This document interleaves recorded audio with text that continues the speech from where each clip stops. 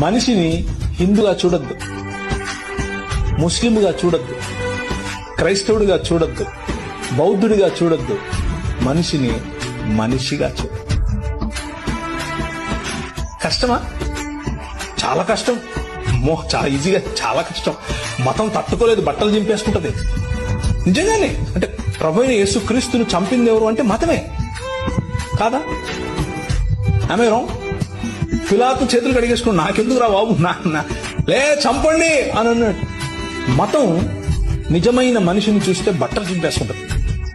ప్రధాన యాజకుడు అన్నాడు, యూదుల రాజుకు క్రీస్తు. ఏమి నువ్వు అన్నది? అవును, నువ్వు అన్నట్టే.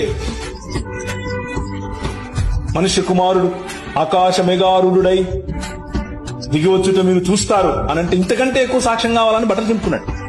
మతము తట్టుకోలేదు మనిషిని. Try to live a real human life.